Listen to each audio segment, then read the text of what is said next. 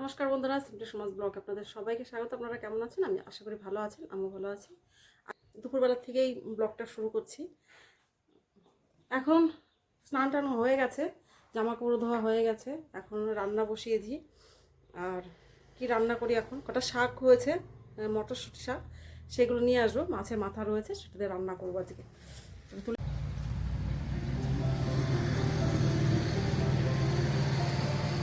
কিসের জন্য খেয়ে নিচ্ছে?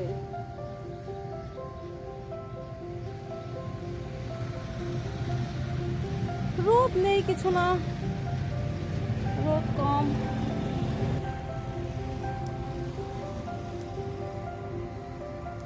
এর মাথাগুলো ভেঙে দিলে আবার ঝাঁকড়াবে। আমার বাবার তো ভীষণ প্রিয় শাকগুলো। আমার বাবাকে রান্না করে দিলে পরে আমার বাবার কিচ্ছু লাগে না। আমার মারও তাই, আমারও তাই। মানে শাক জাতীয় জিনিস আর কি লাগাতে বেশি চেষ্টা করি। আসলে আমি যে বছর এখানে লাগিয়েছিলাম সেই বছর কিন্তু খুব সুন্দর হয়েছিল। 2 বছর ধরে বেশি একটা ভালো হচ্ছে না। হওয়ার কারণটা হচ্ছে এখানে যে দেখতে পাচ্ছেন গাছ হয়ে গেছে, এই গাছের জন্য এখানে ছাওয়া পড়ে যায়, রোদটুকু পড়ে না। আর প্রথম যে বছর লাগিয়েছিলাম সেই বছর প্রচুর রোদ ছিল, যার জন্য খুব সুন্দর হয়েছিল। আপনাদের তো দেখাতে পারলাম না। ফুল গাছ লাগিয়েছিলাম আমি, অনলাইন থেকে ফুল গাছ অর্ডার করে তারপরে লাগিয়েছিলাম। এত সুন্দর ছিল, এখানে পুরো ফুলে ভর্তি ছিল, তারপরে সবজিতেও ভর্তি ছিল। খুব সুন্দর লাগছিল সেই বছরটা, কিন্তু কপালটা খারাপ। সেই বছরে চোরে চুরিও করেছে। ধনিয়া পাতা, ফুল গাছ, তারপরে বলে টমেটো, এগুলো খুব চুরি করেছে। নিজের হাতে লাগানো জিনিস ভালো লাগে। আমার ছেলে তো ছুঁয়েও দেখবে না রান্না করে, শুধু আমি আর আমার বাড়ির লোক।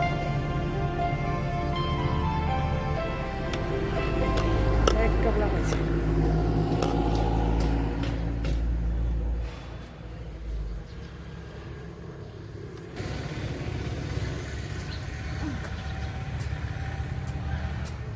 মাছ রেখেছিলাম,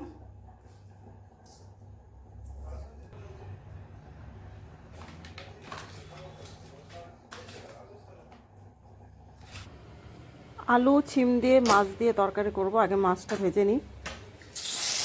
চারাপোনা মাছ রেখেছিলাম, চারাপোনা মাছটা খেতে ভালোই লাগে, ওই জন্য এটাই নিয়েছিলাম সকালে।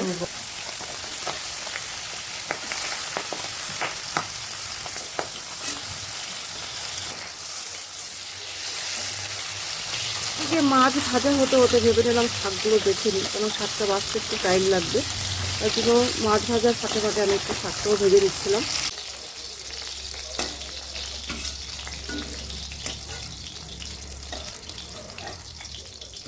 অ্যালার্জি বেড়ে গেছিল না, আমি অ্যাপ্লিকেশনে চলে এসেছি। ওষুধ খাইছিলি সকালে? হ্যাঁ, ছেলেটা স্কুল থেকে চলে এসছে, অ্যালার্জির দোষ আছে, হাঁচি হয়, এই জন্য চলে এসছে। খুব কষ্ট পাচ্ছে, মানে একটু জ্বর ছেড়লে পরে, সকালবেলা একটু গায়ে হাওয়া লাগলে পরে হাঁচি শুরু হবে।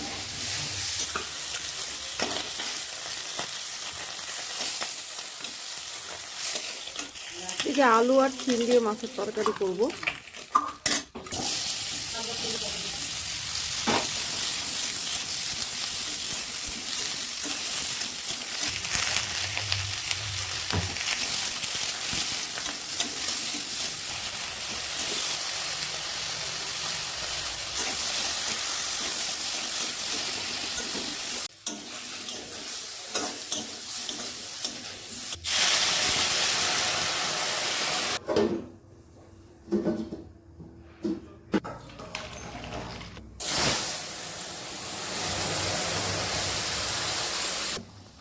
খাবো করি খাবো স্যার।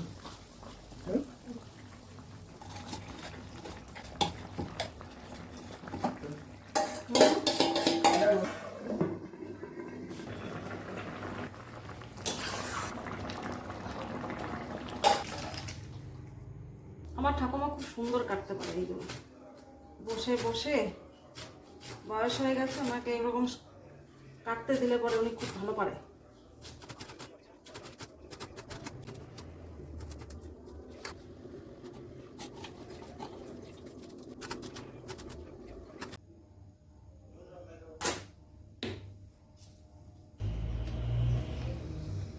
জিরে, দিচ্ছি কাঁচা লঙ্কা,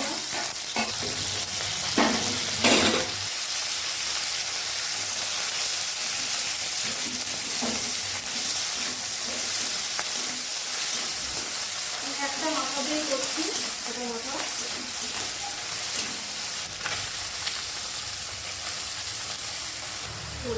লবণ দিলাম, হলুদ। শাক কিন্তু বেশি ভাজতে নেই, যেরকম ছোলা শাক, মটর শাক অল্প ভাজতে হয়, তো আমি অল্পই ভেজেছি। আর এখন চালের গুঁড়িটা দিয়ে দিলাম, দিয়ে ঘন্টা রান্না শেষ। এর ভিতরে একটু ধনিয়া কুচি দিয়ে দেবো। আর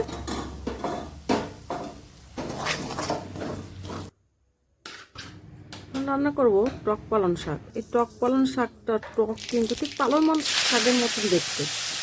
আমি প্রথম যখন এই শাকটা দেখেছিলাম তখন প্রথম ভেবেছিলাম এরকম কেন পালং শাকটা, হ্যাঁ টক টক।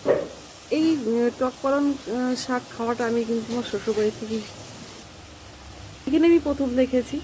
আগে আমার বাপের বাড়িতে এগুলো খেত না, কিন্তু এখন খায়। আমার রান্না কিন্তু শেষ হয়ে গেছে, আমরা সব খেতে বসেছি। আমি ভাতটা বেড়ে নিচ্ছি, শুভর জন্য বাবার জন্য আগে বেড়ে দিচ্ছি, পরে আমি বাড়বো। ভাত বেড়ে তারপর বসে থাকতে লাগে। কোনটা? বাহ, খাওয়া দাওয়া শেষ হয়ে গেছে, শীত লেগে গেছে। শীতের তুমি কেন যাও? জালির মা ডিউটিতে যাচ্ছে, ডিউটিতে। ভালোই কিন্তু ঠান্ডা পড়ে গেছে, আর এখানটাতে বেশ ভালো রোদ আছে।